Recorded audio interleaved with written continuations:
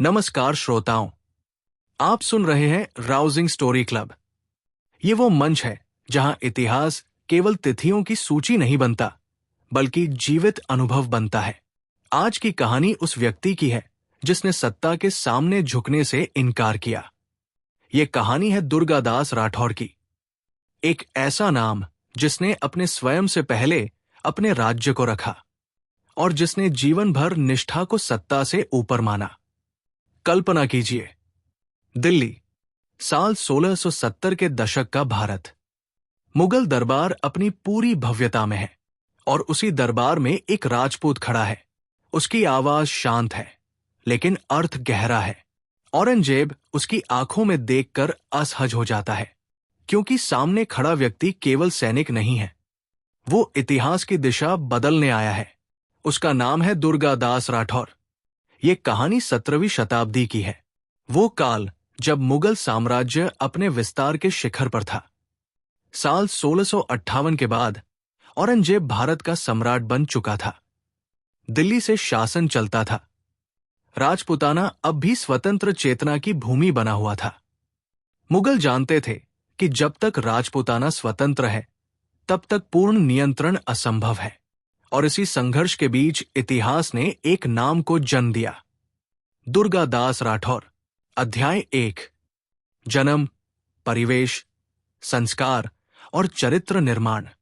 17वीं शताब्दी का भारत निरंतर परिवर्तन के दौर से गुजर रहा था।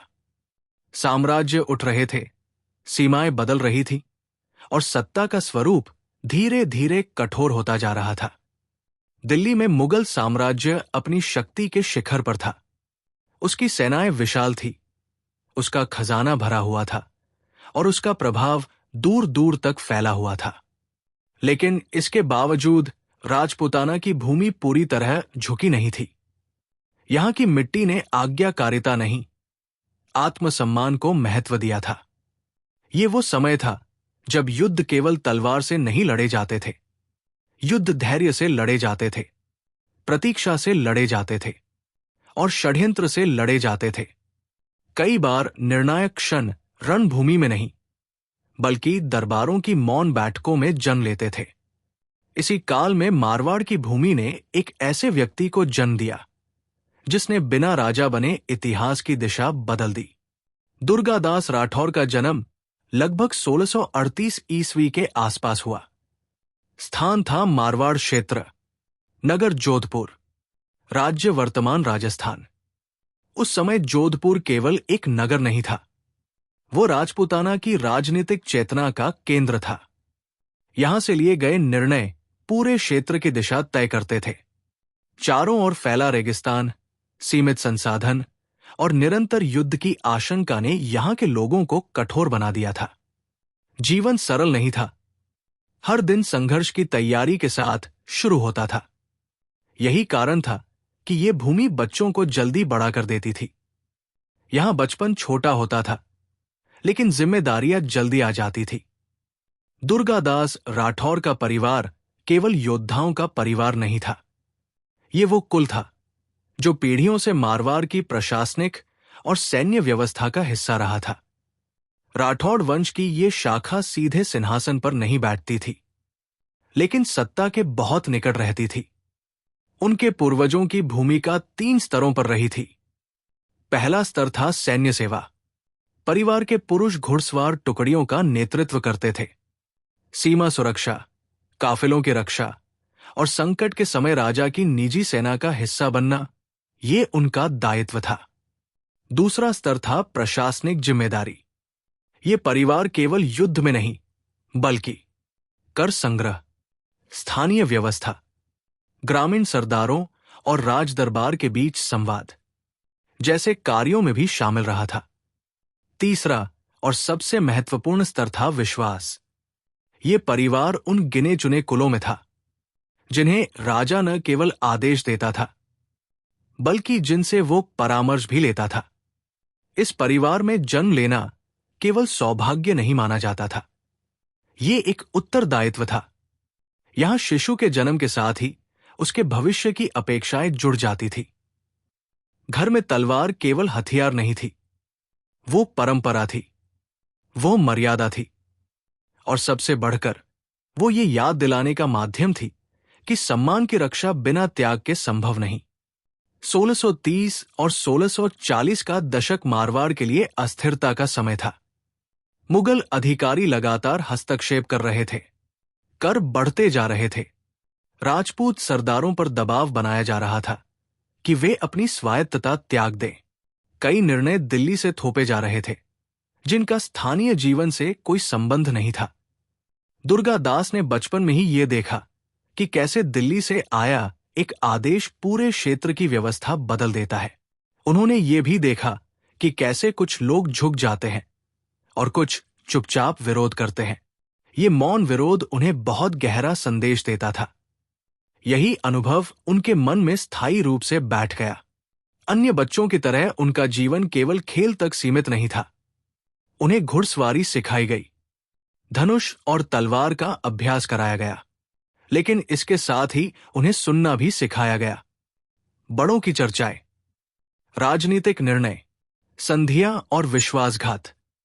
दुर्गा दास कम बोलते थे, लेकिन जो सुनते थे उसे केवल याद नहीं रखते थे, बल्कि समझने का प्रयास करते थे।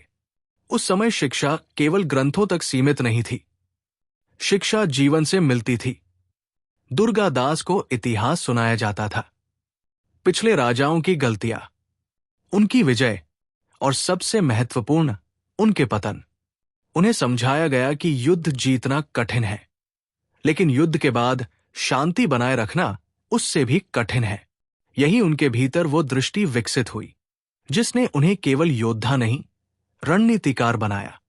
दुर्गा दास ने बचपन में ही देखा था कि किस प्रकार एक छोटा सा प्रशासनिक निर्णय पूरे क्षेत्र की स्थिति बदल देता है।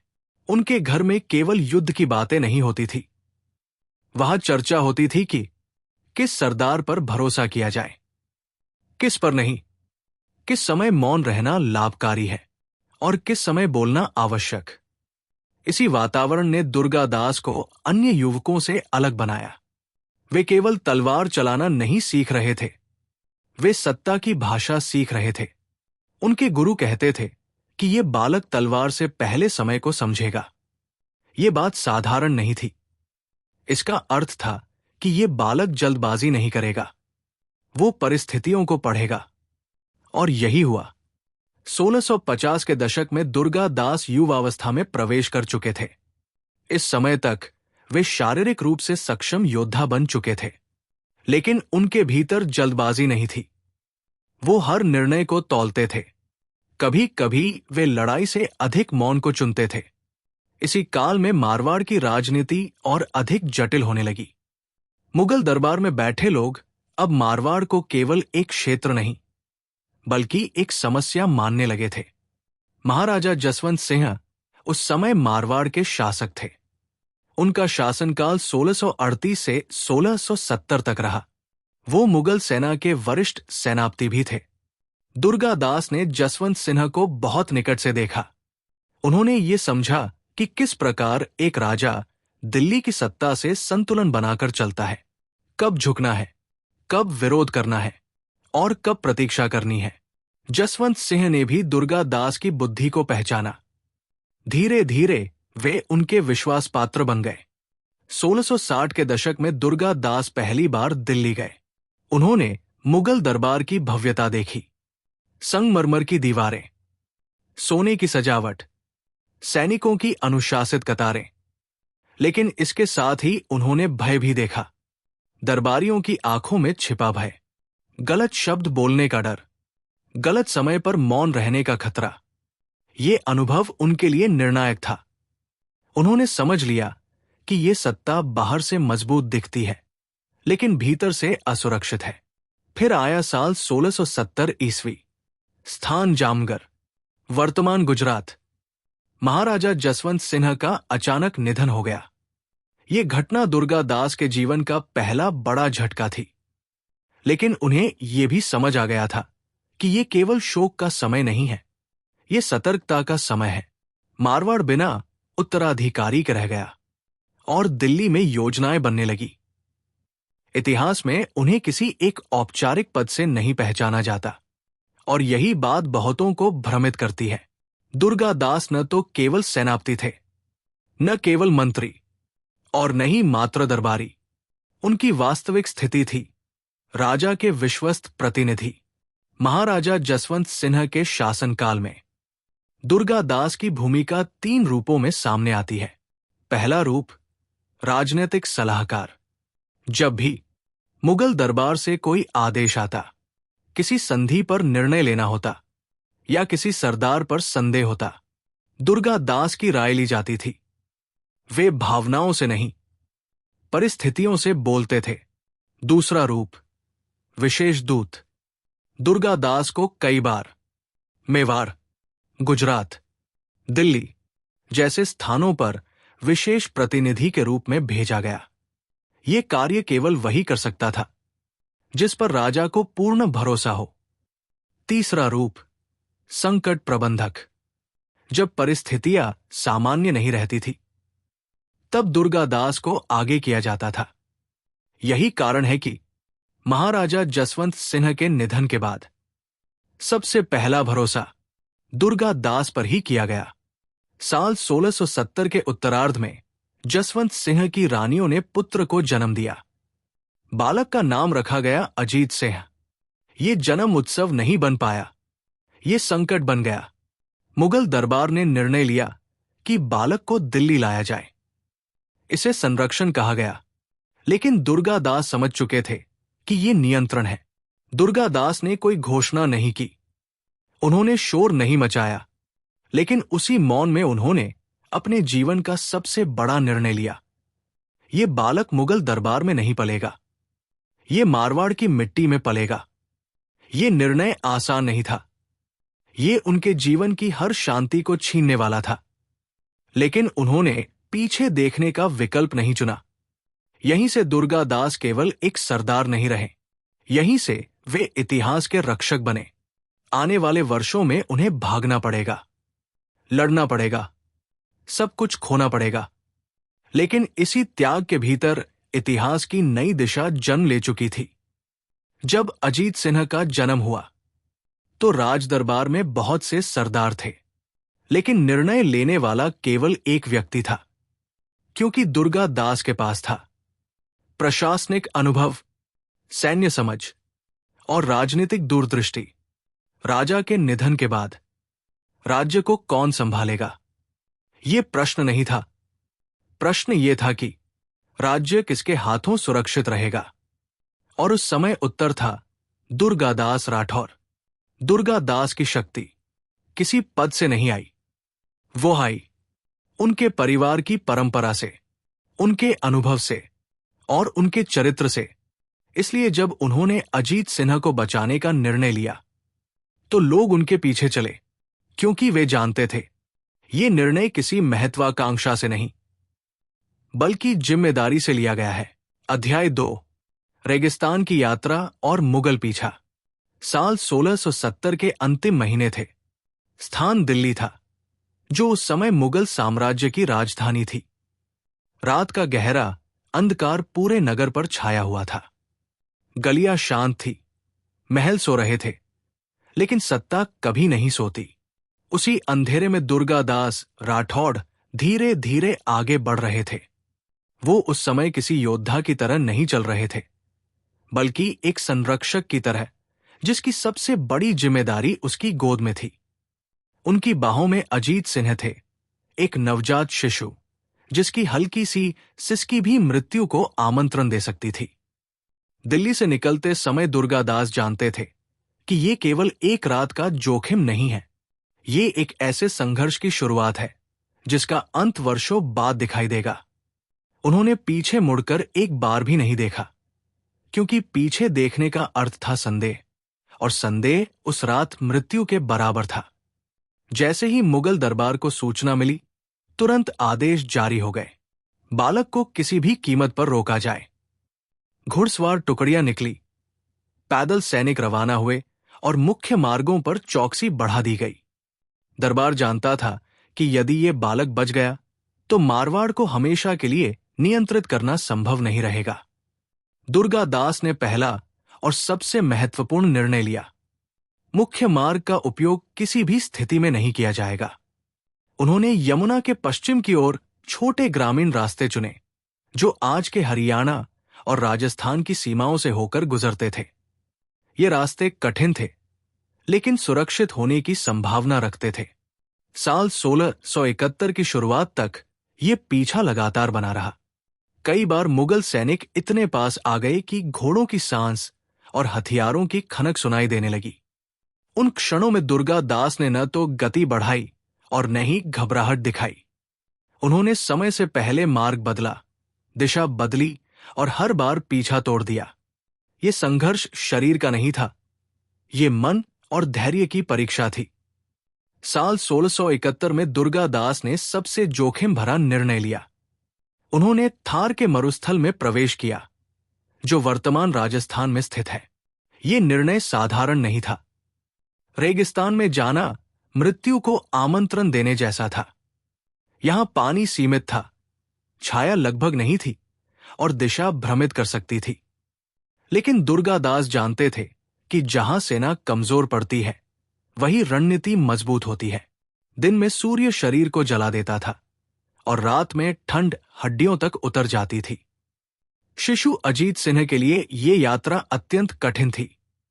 कई बार दुर्गा दास उन्हें अपनी छाती से लगाए रखते, ताकि उनके शरीर की गर्माहट बनी रहे। कभी उन्हें ऊंट पर रखा जाता, कभी घोड़े पर, और कई बार स्वयं पैदल चलना पड़ता। पानी बार बार समाप्त हो जाता, घोड़ों की चाल धीमी पड़ने लगी, साथियों की आंखों में थकान साफ दिखाई देती थी।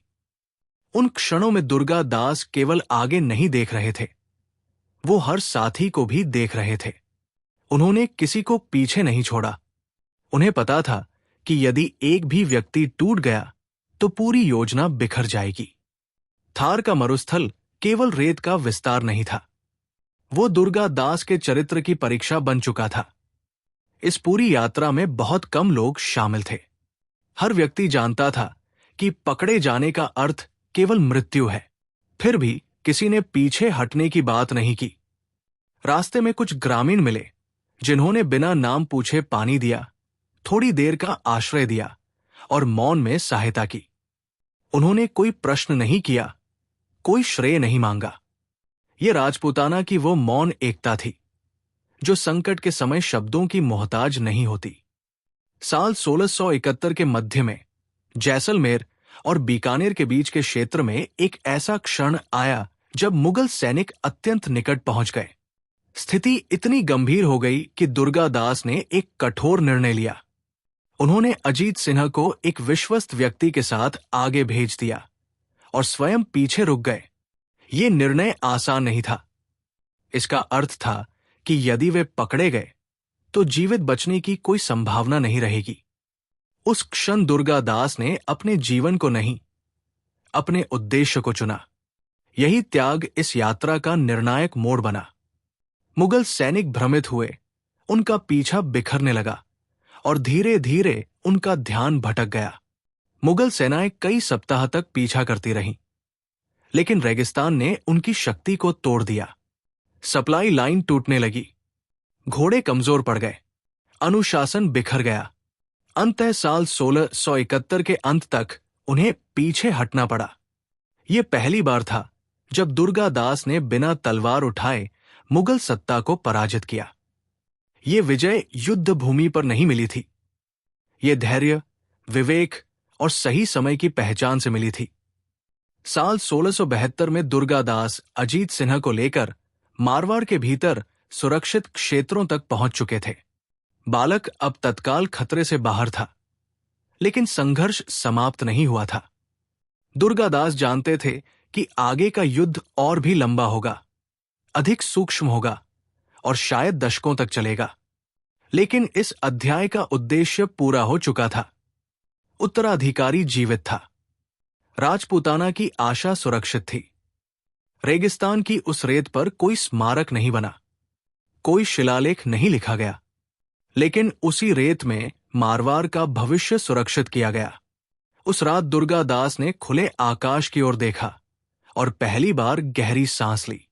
उन्हें पता था कि इतिहास को अब जीवित रहने का अवसर मिल चुका है। अध्याय 3। मारवाड़ में विद्रोह की चिंगारी।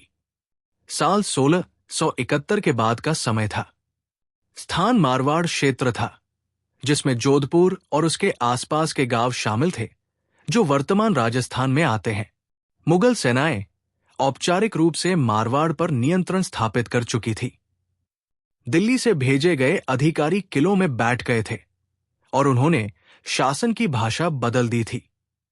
कर व्यवस्था में परिवर्तन किया गया था और स्थानीय सरदारों से उनके पारंपरिक अधिकार धीरे धीरे छीने जा रहे थे। जो अधिकार पीढ़ियों से चले आ रहे थे, वे अब आदेशों और फरमानों के नीचे दबाए जा रहे थे।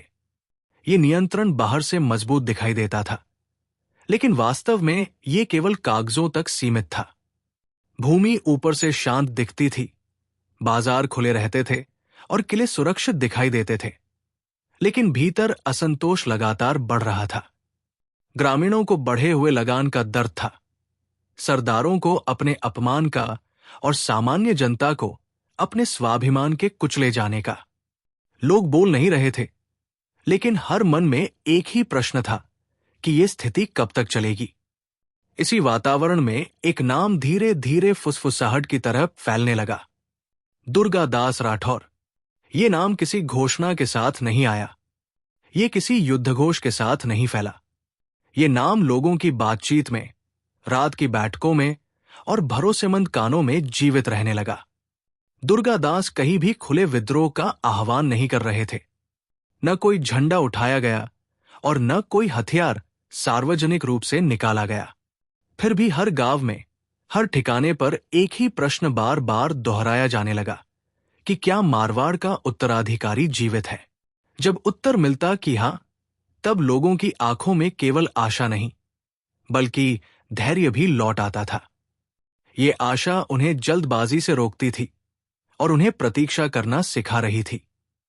दिल्ली में साल 1672 के आसपास औरंगजेब को यह स्पष्ट हो गया था कि दुर्गादास अब केवल एक व्यक्ति नहीं रहा है, वो एक विचार बन चुका था और विचार को तलवार से समाप्त नहीं किया जा सकता। औरंगजेब ने यह भी समझ लिया था कि जब शत्रु सामने न दिखे, तब उसका प्रभाव अधिक गहरा होता है। इसलिए उसने अपनी नीति बदली। अब केवल सेना भेजना पर्याप्त नहीं था। राजपूत सरदारों को अलग अलग संदेश भेजे गए। किसी को पद का लालच दिया गया, किसी को सुरक्षा का वादा और किसी को भय दिखाया गया। कुछ को यह भी याद दिलाया गया कि मुगल सत्ता कितनी कठोर हो सकती है। मुगल नीति स्पष्ट थी कि मारवाड़ को भीतर से तोड़ा जाए, ताकि बाहर से लड़ने की आवश्यकता ही न पड़े। साल 1673 से 1675 के बीच कई बार मुगल सैन्य टुकड़ियां मारवाड़ भेजी गई। कुछ गांव जलाए गए, कुछ स्थानों पर रसद छीनी गई और लोगों पर दबाव बनाया गया। ये सब भय पैदा करने के लिए किया गया था, लेकिन परिणाम उल्टा हुआ। हर दमन के बाद विरोध और अधिक गहरा होता गया। लोग अब समझने लगे थे कि यह संघर्ष केवल कर या अधिकार का नहीं है, यह पहचान का संघर्ष है। दुर्गादास ने इस पूरे समय सीधे युद्ध से बचना चुना। वो जानते थे कि उस समय खुला युद्ध विनाशकारी होगा और निर्दोष जनता उसकी कीमत चुकाएगी। उन्होंने प्रतीक्षा को अपना हथियार बनाया। ये प्रतीक्षा कायरता नहीं थी, ये समय को अपने पक्ष में मोड़ने की रणनीति थी। इसी काल में अजीत सिन्हा का सुरक्षित पालन दुर्गादास की सबसे बड़ी प्राथमिकता बन गया। साल 1671 से 1680 के बीच उनके ठिकाने लगातार बदलते रहे। कभी मेवाड़, कभी बीकानेर और कभी मारवाड़ के गुप्त स्थान। हर स्थान पर सुरक्षा की नीति एक जैसी थी, कम लोग, कम आवाज और कम पहचान। अजीत सिन्हा को केवल छिपाया नहीं गया, उन्हें धीरे धीरे उस भूमिका के लिए तैयार किया गया जिसके लिए उनका जन्म हुआ था। दुर्गादास ने यह सुनिश्चित किया कि वो केवल तलवार चलाना न सीखें, बल्कि इतिहास, परंपरा और उत्तरदायित्व का अर्थ भी समझें। उन्हें बताया गया कि राजा बनने का अर्थ शासन करना नहीं, बल्कि सेवा करना होता है। अजीत सिंह ने बचपन में ही समझ लिया था कि उनका जीवन सामान्य नहीं है। वो देख रहे थे कि उनके चारों ओर सावधानी क्यों बरती जाती है और निर्णय सोच समझकर क्यों लिए जाते हैं। उनके हर कदम के साथ मारवाड़ की आशाएं जुड़ी हुई थी और ये भार उन्होंने बहुत कम उम्र में महसूस करना शुरू कर दिया था। साल 1678 के बाद संघर्ष ने नया रूप लेना शुरू किया। अब ये केवल बचाव नहीं था, बल्कि संगठित प्रतिरोध बन रहा था। मुगल रसद मार्गों पर छोटे लेकिन प्रभावी आघात होने लगे। सूचनाएं समय पर नहीं पहुंचने दी जाती थी और स्थानीय समर्थन तेजी से बढ़ने लगा। ये सब बिना किसी बड़े युद्ध के हो रहा था। ये युद्ध तलवारों से कम और धैर्य से अधिक लड़ा जा रहा था। दुर्गा दास स्वयं सामने नहीं आए। वो पर्दे के पीछे रहकर रणनीति बनाते रहे। यही बात औरंगजेब को सबसे अधिक परेशान कर रही थी, क्योंकि वो अपने शत्रु को देख नहीं पा रहा था, लेकिन उसका प्रभाव हर निर्णय में महसूस कर रहा था। इस पूरे काल में मारवाड़ न तो पूरी तरह जला और नहीं टूटा, वो झुका भी नहीं। ये इसलिए संभव हुआ क्योंकि दुर्गा दास ने समय से पहले जीतने की जल्दबाजी नहीं की। उन्होंने इतिहास को धीरे चलने दिया और उसी धैर्य ने आने वाले भविष्य की नींव रखी। लेकिन इतिहास यही नहीं रुकता। सबसे बड़ा प्रश्न अभी शेष है। क्या अजीत सिंह सिंहासन तक पहुंच पाएंगे? क्या औरंगजेब दुर्गा दास को तोड़ पाएगा? या क्या एक राजपूत अंततः मुगल सत्ता को झुकाने वाला है? अध्याय 4, निर्वासन, संघर्ष और धैर्य की परीक्षा। साल 1680 के आसपास का समय था। स्थान मारवाड़ क्षेत्र और उसके सीमावर्ती इलाके थे, जो वर्तमान राजस्थान में आते हैं। मुगल दबाव अब अपने सबसे कठोर रूप में सामने आ चुका था। दिल्ली से स्पष्ट आदेश जारी हो चुके थे कि मारवाड़ में किसी भी प्रकार की स्वतंत्र गतिविधि को समाप्त किया जाए और दुर्गा दास राठौर को हर हाल में शेष शक्ति केंद्रों से अलग किया जाए। ये केवल सैन्य आदेश नहीं था, ये एक राजनीतिक निर्णय था जिसका उद्देश्य संघर्ष को जड़ से काट देना था। इस समय तक दुर्गा दास भली भांति समझ चुके थे कि खुला संघर्ष अब केवल विनाश लाएगा। मारवाड़ की भूमि पहले ही अत्यधिक दबाव में थी। गांव थके हुए थे, सरदार सावधान हो चुके थे और जनता लंबे तनाव से जूझ रही थी। ऐसे समय में एक भी गलत कदम पूरे संघर्ष को समाप्त कर सकता था। इसलिए दुर्गा दास ने एक ऐसा निर्णय लिया जिसे इतिहास में कई बार गलत समझा गया, लेकिन वास्तव में वही निर्णय भविष्य को सुरक्षित करने वाला सिद्ध हुआ। उन्होंने स्वयं को मारवाड़ से अलग कर लिया। ये पलायन नहीं था, ये निर्वासन था जिसे उन्होंने स्वयं चुना। इस निर्णय का अर्थ था अपनों से दूरी, अपनी मिट्टी से दूरी और उस संघर्ष से दूरी जिसे उन्होंने वर्षों तक जीवित रखा था। ये केवल भौगोलिक दूरी नहीं थी, ये भावनात्मक दूरी भी थी। लेकिन दुर्गा दास जानते थे कि कभी कभी पीछे हटना ही आगे बढ़ने का एकमात्र मार्ग होता है। ये उनके धैर्य की पहली और सबसे कठिन परीक्षा थी, क्योंकि इस बार उन्हें शत्रु से नहीं, स्वयं से लड़ना था। साल 1680 के दशक के मध्य में दुर्गा दास मेवाड़ पहुंचे। स्थान था उदयपुर और उसके आसपास का क्षेत्र, जो वर्तमान राजस्थान में स्थित है। मेवाड़ उस समय भी पूरी तरह मुगल अधीन नहीं हुआ था। यहां स्वतंत्रता केवल एक राजनीतिक स्थिति नहीं थी, बल्कि जीवन का सिद्धांत थी। यहां लोग हार स्वीकार करना नहीं जानते थे, केवल प्रतीक्षा करना जानते थे। मेवाड़ के शासकों ने दुर्गा दास को शरण दी। ये शरण केवल सुरक्षा नहीं थी, ये विश्वास का संकेत थी। यहां दुर्गा दास को पहली बार कुछ समय के लिए स्थिरता मिली, लेकिन ये स्थिरता विश्राम के लिए नहीं थी। ये आत्मचिंतन, योजना और भविष्य की दिशा तय करने का अवसर थी। इन शांत दिनों में दुर्गा दास ने पहली बार बिना तलवार के युद्ध लड़ना सीखा। मेवाड़ में रहते हुए उन्होंने ये स्पष्ट रूप से देखा कि मुगल साम्राज्य बाहर से जितना शक्तिशाली दिखाई देता है, भीतर से उतना ही थका हुआ है। निरंतर युद्धों ने उसकी ऊर्जा को चूस लिया था। विस्तृत सीमाएं नियंत्रण से बाहर हो रही थी और दरबार के भीतर असंतोष धीरे धीरे बढ़ रहा था। ये सब दुर्गा दास के लिए संकेत थे। समय बदल रहा था, बस धैर्य की आवश्यकता थी। इसी काल में अजीत सिंह किशोरावस्था में प्रवेश कर रहे थे। ये समय साल 1685 से 1690 के बीच का था। स्थान अलग अलग सुरक्षित राजपूताना क्षेत्र थे। दुर्गादास ने अब अपना अधिकांश ध्यान अजीत सिंह के निर्माण पर केंद्रित कर दिया। अब संघर्ष का केंद्र रणभूमि नहीं, बल्कि शिक्षा और संस्कार बन चुका था। अजीत सिन्हा को केवल युद्ध कौशल नहीं सिखाया गया, उन्हें यह भी सिखाया गया कि कब युद्ध नहीं करना चाहिए। उन्हें इतिहास की वे कहानियां सुनाई गई जिनमें जल्दबाजी ने राज्यों को मिटा दिया था, और वे उदाहरण भी बताए गए जहां प्रतीक्षा ने समय को शासक के पक्ष में मोड़ दिया। ये शिक्षा तलवार से अधिक गहरी थी, क्योंकि ये मन को तैयार कर रही थी। दुर्गादास ने अजीत सिन्हा को यह समझाया कि राजा का सबसे बड़ा गुण उसकी तलवार नहीं, उसका संयम होता है। उन्होंने ये भी बताया कि सत्ता मिलने से पहले स्वयं पर शासन करना सीखना आवश्यक है। ये शिक्षा किसी ग्रंथ से नहीं आई थी, ये अनुभव से निकली हुई शिक्षा थी, जो केवल वही दे सकता है जिसने स्वयं त्याग जिया हो। धीरे धीरे अजीत सिंह एक ऐसे व्यक्तित्व में ढलने लगे जो सत्ता का भार उठाने में सक्षम था, बिना उसके बोझ से टूटे। दिल्ली में साल 1690 के आसपास औरंगजेब ने स्थिति का पुनर्मूल्यांकन किया। उसे यह स्पष्ट हो चुका था कि दुर्गादास को पूर्ण रूप से समाप्त करना संभव नहीं है। जितना दबाव बढ़ाया गया, उतना ही वो विचार और मजबूत होता गया।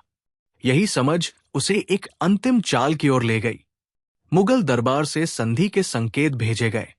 संदेश में कहा गया कि यदि मारवाड़ मुगल अधीनता स्वीकार कर ले तो अजीत सिन्हा को शासक मान्यता दी जा सकती है। यह प्रस्ताव बाहर से शांति का प्रतीक था, लेकिन भीतर से नियंत्रण का जाल था। यह संघर्ष को समाप्त करने का नहीं, बल्कि उसे स्थायी रूप से बांधने का प्रयास था। यह प्रस्ताव दुर्गादास के सामने रखा गया। उन्होंने इसे तुरंत अस्वीकार नहीं किया। उन्होंने सुना, समझा और फिर प्रतीक्षा की, क्योंकि यह निर्णय केवल वर्तमान के लिए नहीं था, यह आने वाली पीढ़ियों के लिए था। वो जानते थे कि इस निर्णय का प्रभाव वर्षों तक महसूस किया जाएगा। दुर्गादास ये भी जानते थे कि ये औरंगजेब की अंतिम कोशिश है। यदि ये स्वीकार कर ली जाती तो संघर्ष समाप्त हो जाता, लेकिन स्वतंत्रता भी समाप्त हो जाती। और यदि अस्वीकार की जाती तो संघर्ष लंबा होता पर अर्थपूर्ण बना रहता। यही दुर्गादास ने वही किया जो उन्होंने जीवन भर किया था। उन्होंने सत्ता के बजाय सिद्धांत को चुना। उन्होंने वो रास्ता चुना जो कठिन था लेकिन सही था। ये अध्याय तलवारों की चमक से भरा नहीं है, ये अध्याय धैर्य, प्रतीक्षा और मानसिक संघर्ष से भरा है। ये वो समय है जब दुर्गादास ने सबसे कम दिखाई देकर सबसे अधिक प्रभाव डाला। मेवाड़ की शरण में बैठकर उन्होंने इतिहास की धारा को मोड़ने का कार्य किया। बिना युद्ध के, बिना शोर के, केवल सही समय की प्रतीक्षा करके। यहीं से यह स्पष्ट हो जाता है कि दुर्गादास केवल योद्धा नहीं थे, वो समय को पढ़ने वाले, भविष्य को गढ़ने वाले और इतिहास को दिशा देने वाले रणनीतिकार थे। अध्याय 5, निर्णय की घड़ी और इतिहास का मोड़। साल 1690 के दशक का समय था। स्थान मेवाड़ और उसके आसपास का क्षेत्र था, जो वर्तमान राजस्थान में स्थित है। लगभग 3 दशक बीत चुके थे जब से दुर्गादास राठौड़ ने अजीत सिन्हा को दिल्ली से बाहर निकालकर जीवन की सबसे कठिन यात्रा शुरू की थी। वो यात्रा अब केवल स्मृति नहीं रही थी, वो पूरे संघर्ष की रीढ़ बन चुकी थी। समय ने दोनों को बदल दिया था। दुर्गादास अनुभव से और अजीत सिंह जिम्मेदारी से परिपक्व हो चुके थे। अब यह संघर्ष केवल तलवारों का नहीं रहा था, यह समय धैर्य और सही निर्णय की परीक्षा बन चुका था। औरंगजेब वृद्ध हो चुका था। निरंतर युद्धों ने उसके शरीर और साम्राज्य दोनों को थका दिया था। दक्कन में चल रहे अभियान संसाधनों को निगल रहे थे। उत्तर भारत में असंतोष बढ़ रहा था और दरबार के भीतर की राजनीति अब पहले से अधिक तीखी हो चुकी थी। फैसले देर से लिए जा रहे थे और उनका प्रभाव कमजोर पड़ने लगा था। यही वो क्षण था जब इतिहास धीरे धीरे एक निर्णायक मोड़ की ओर बढ़ रहा था। दुर्गादास ये सब देख रहे थे। वो हर घटना को प्रतिक्रिया के रूप में नहीं, संकेत के रूप में पढ़ते थे। वे जानते थे कि हर संघर्ष का एक ऐसा समय आता है जब तलवार से अधिक मूल्य निर्णय का होता है। यही वो समय था जब एक गलत फैसला वर्षों के बलिदान को व्यर्थ कर सकता था और एक सही निर्णय आने वाली पीढ़ियों को दिशा दे सकता था। दिल्ली से संदेश आने लगे। साल 1690 के आसपास भाषा बदली हुई थी। स्वर पहले जैसा कठोर नहीं था। मुगल दरबार ने संकेत दिया कि समझौता संभव है। प्रस्ताव स्पष्ट था। अजीत सिन्हा को मारवाड़ का शासक मान लिया जाएगा, लेकिन शर्त यह होगी कि वो मुगल अधीनता स्वीकार करें। बाहर से यह प्रस्ताव सम्मान और स्थिरता का प्रतीक दिखाया गया था, लेकिन दुर्गादास ने शब्दों के पीछे छिपे अर्थ को तुरंत पहचान लिया। यह प्रस्ताव संघर्ष का अंत नहीं था, बल्कि उसे नियंत्रित करने का नया तरीका था। यह वही प्रस्ताव था जिसे स्वीकार करने पर वर्षों का निर्वासन, पीड़ा और बलिदान एक ही क्षण में समाप्त हो सकता था, लेकिन उसके साथ ही स्वतंत्र निर्णय की क्षमता भी समाप्त हो जाती। दुर्गादास ने इस प्रस्ताव को अकेले में नहीं देखा। उन्होंने राजपूत सरदारों से चर्चा की। मेवाड़ और आसपास के क्षेत्रों में बैठकों का दौर चला। इन बैठकों में थकान साफ दिखाई देती थी। कुछ लोग वास्तव में शांति चाहते थे। उन्हें लगता था कि इतना संघर्ष पर्याप्त है और अब स्थिरता आवश्यक है। कुछ लोग भयभीत भी थे, क्योंकि उन्होंने मुगल दमन की कठोरता देखी थी। इन बैठकों में दुर्गादास अधिक बोलते नहीं थे। वो सुनते थे, हर तर्क को, हर डर को और हर आशा को। और जब समय आया तो उन्होंने केवल एक प्रश्न रखा, यदि आज हम अधीनता स्वीकार कर लें तो क्या अगली पीढ़ी स्वतंत्र निर्णय ले पाएगी? यह प्रश्न सरल था, लेकिन उसका उत्तर किसी के पास आसान नहीं था।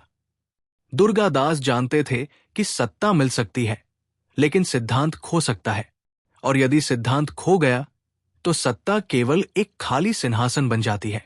उन्होंने स्पष्ट शब्दों में कहा कि मारवाड़ बिना सम्मान के शांति स्वीकार नहीं करेगा। यह कथन केवल राजनीतिक नहीं था, यह सांस्कृतिक था।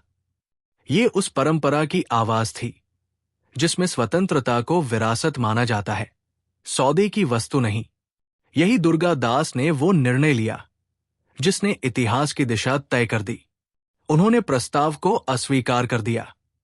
ये अस्वीकार युद्ध की घोषणा नहीं था, ये आत्मसम्मान की घोषणा थी।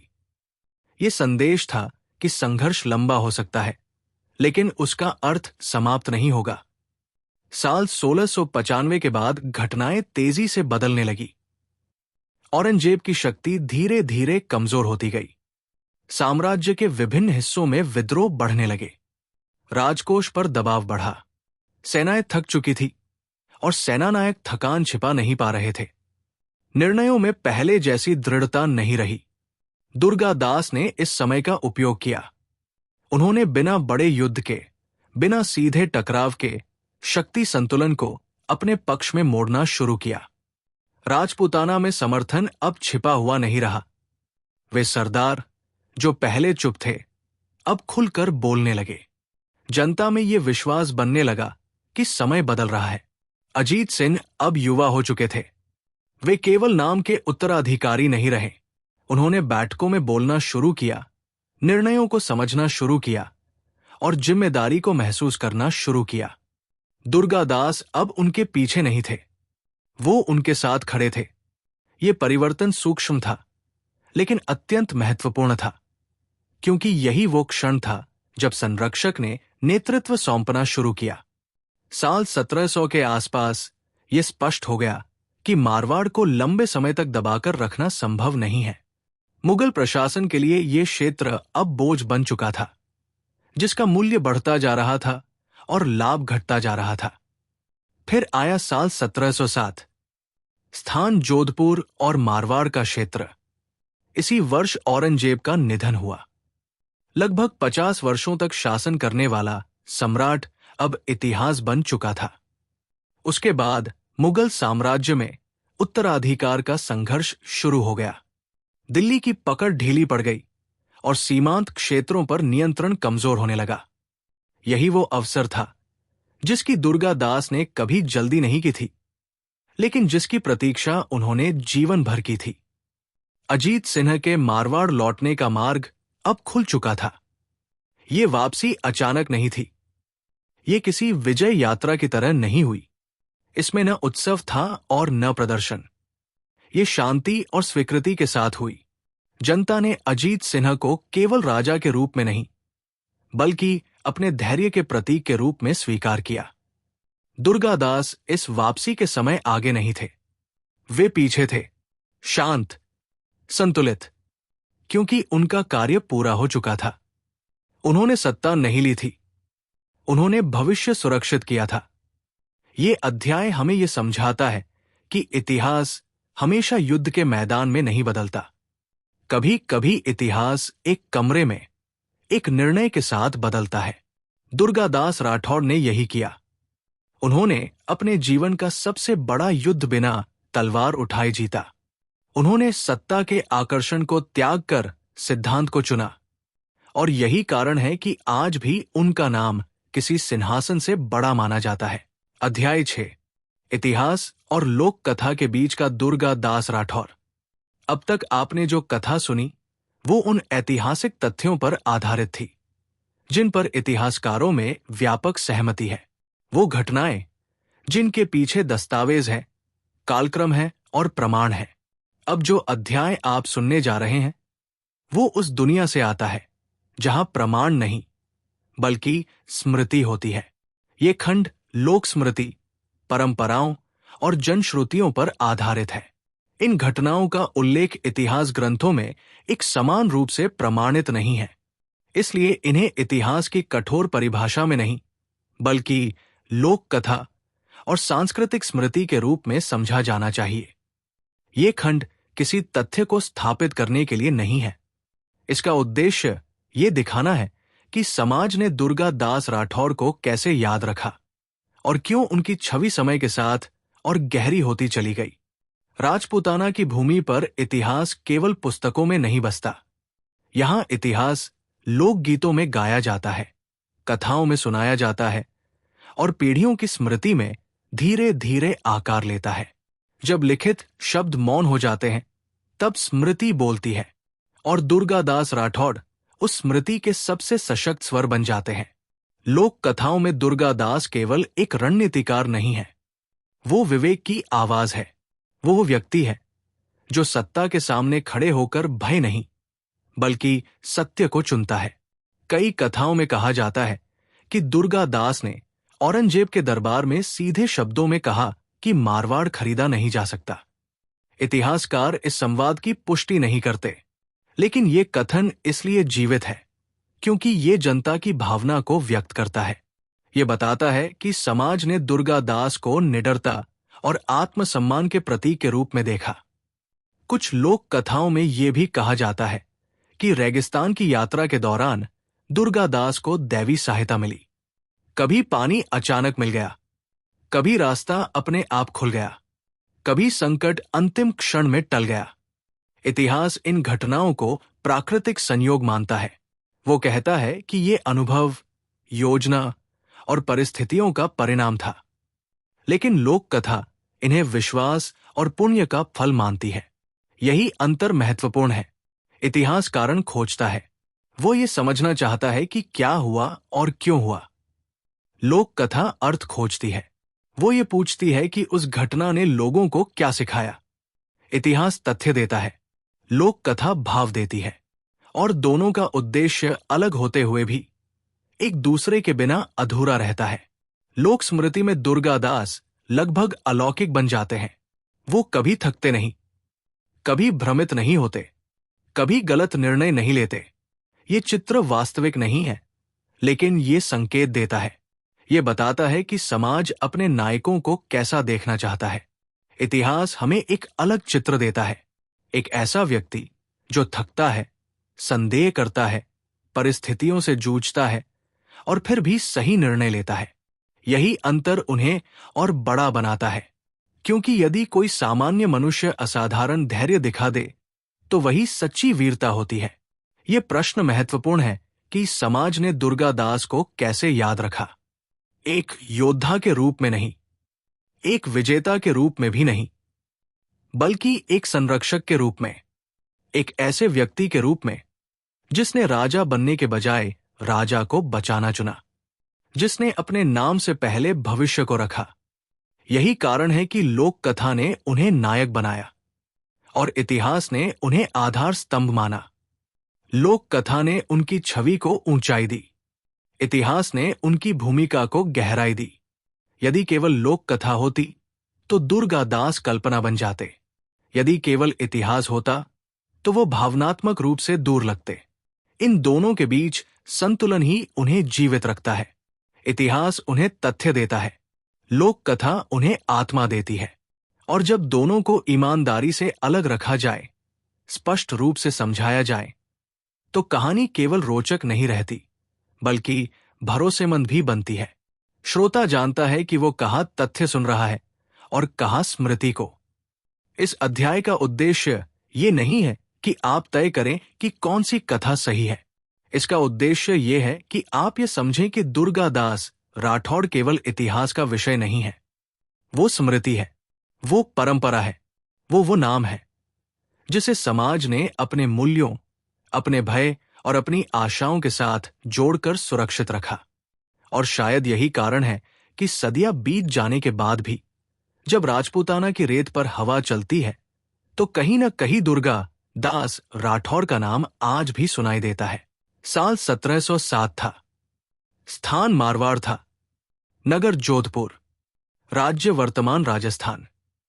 संघर्ष समाप्त होने के बाद इतिहास अचानक तेज नहीं चलता, वो रुकता है, वो ठहरता है, वो ये देखता है कि वर्षों के घाव सच में भरते हैं या केवल ऊपर से ढक दिए जाते हैं। साल 1707 के बाद मारवाड़ में यही समय आया था। ये समय युद्ध का नहीं था, ये समय परिणाम को समझने का था। लंबे समय तक जिन गांवों ने कर, भय और अनिश्चितता में जीवन जिया था, वहां अब धीरे धीरे स्थिरता लौटने लगी। खेतों में फिर से नियमित काम होने लगा, बाजारों में सौदे भय के बिना होने लगे। लोगों ने पहली बार बिना डर के अपने आने वाले कल के बारे में सोचना शुरू किया। ये परिवर्तन किसी फरमान से नहीं आया था, ये किसी आदेश का परिणाम नहीं था, ये उस भरोसे से आया था जो वर्षों के धैर्य, त्याग और प्रतीक्षा के बाद समाज के भीतर बना था। इस समय दुर्गा दास सबसे कम दिखाई दिए। वे किसी सभा के केंद्र में नहीं थे, किसी उत्सव के अग्रिम पंक्ति में नहीं थे, लेकिन उनका प्रभाव हर निर्णय में मौजूद था। लोग भले ही उनका नाम न लें, लेकिन जो संतुलन दिखाई दे रहा था वो उनके जीवन भर के संयम का परिणाम था। साल 1707 के उत्तरार्ध में जोधपुर में अजीत सिंह का औपचारिक राज्याभिषेक हुआ। ये राज्याभिषेक केवल परंपरा का निर्वाह नहीं था, ये उस संकल्प की पूर्णता थी जो 1670 के दशक में दिल्ली की अंधेरी गलियों से एक शिशु को उठाकर शुरू हुआ था। ये केवल एक राजा का सिंहासन पर बैठना नहीं था, ये एक लंबी यात्रा का शांत समापन था। अजीत सिंह सिंहासन पर बैठे, लेकिन उस सिंहासन पर केवल एक व्यक्ति नहीं बैठा था, उस पर 4 दशकों का त्याग बैठा था, भय बैठा था, प्रतीक्षा बैठी थी, और वो साहस बैठा था जो बिना शोर किए टिके रहना सिखाता है। दुर्गा दास उस सभा में उपस्थित थे, लेकिन वे आगे नहीं थे। उन्होंने कभी स्वयं को केंद्र में नहीं रखा। उनकी आंखों में गर्व था, लेकिन उसमें अधिकार का भाव नहीं था, क्योंकि उन्होंने राजा नहीं बनना चाहा था, उन्होंने राजा गढ़ा था। उनके लिए यही पर्याप्त था। इतिहास में कुछ नाम युद्धों से प्रसिद्ध होते हैं और कुछ नाम मौन से। दुर्गा दास राठौड़ दूसरे प्रकार के नायक थे। उन्होंने कभी अपने लिए स्मारक नहीं मांगा, नहीं अपनी भूमिका को बढ़ा चढ़ाकर प्रस्तुत किया। वे जानते थे कि सच्चा योगदान वही होता है जो बोलता नहीं, बल्कि समय की कसौटी पर टिकता है। मारवाड़ की स्वतंत्र पहचान अजीत सिन्हा का आत्मसम्मान और राजपूताना की सांस्कृतिक निरंतरता, ये सब दुर्गा दास की मौन उपस्थिति का परिणाम था। यदि वे न होते तो इतिहास किसी और दिशा में बह जाता, लेकिन उन्होंने ये सुनिश्चित किया कि इतिहास शोर से नहीं, स्थायित्व से लिखा जाए। साल 1708 से 1718 के बीच दुर्गा दास जीवन के अंतिम चरण में पहुंचे। लगातार यात्राएं, मानसिक तनाव और वर्षों की अनिश्चितता ने शरीर को थका दिया था, लेकिन मन शांत था। उन्होंने स्वयं को सत्ता से अलग रखा, न कोई पद लिया, न किसी निर्णय में हस्तक्षेप किया। वे जानते थे कि जब उद्देश्य पूरा हो जाए तब पीछे हट जाना ही सच्ची पूर्णता होती है। इतिहासकारों में उनके अंतिम निवास स्थान को लेकर मतभेद है। कुछ मेवाड़ को मानते हैं, कुछ गुजरात की ओर संकेत करते हैं, लेकिन इस बात पर कोई मतभेद नहीं है कि उन्होंने अपने अंतिम वर्ष शांति में बिताए, बिना किसी शिकायत के, बिना किसी अपेक्षा के। साल 1718 ईस्वी के आसपास दुर्गा दास राठौर का निधन हुआ। स्थान को लेकर मतभेद है, लेकिन उनके प्रभाव को लेकर कोई मतभेद नहीं है। उनका निधन किसी युद्ध भूमि पर नहीं हुआ, लेकिन उनका पूरा जीवन युद्ध से कम नहीं था। वे चुपचाप चले गए, जैसे वे चुपचाप इतिहास में आए थे। लेकिन उनके जाने के बाद जो शून्य बना, उसने ये स्पष्ट कर दिया कि वे कितने आवश्यक थे। आज के जीवन के लिए गहरी सीख है। दुर्गा दास राठौर का जीवन केवल इतिहास नहीं है, ये आज के जीवन के लिए एक दर्पण है।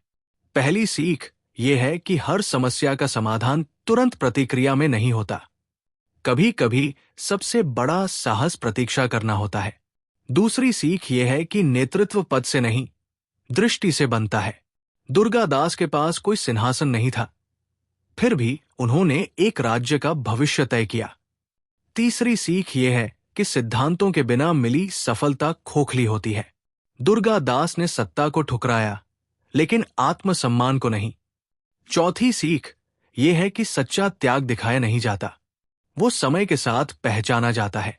आज आपने दुर्गा दास राठौर की कहानी सुनी, एक ऐसे व्यक्ति की कहानी जिसने ये सिद्ध कर दिया कि इतिहास केवल तलवार से नहीं लिखा जाता। इतिहास धैर्य, विवेक और सही समय की पहचान से लिखा जाता है। राउजिंग स्टोरी क्लब के साथ इस लंबी यात्रा में हमारे साथ बने रहने के लिए धन्यवाद। यदि ये कहानी आपको भीतर तक छू गई हो, यदि इसने आपको सोचने पर मजबूर किया हो, तो इसे दूसरों तक अवश्य पहुंचाइए। लाइक कीजिए, शेयर कीजिए और हमारे साथ जुड़े रहने के लिए सब्सक्राइब कीजिए, क्योंकि यहां इतिहास केवल सुनाया नहीं जाता, यहां इतिहास समझाया जाता है, यहां इतिहास जिया जाता है।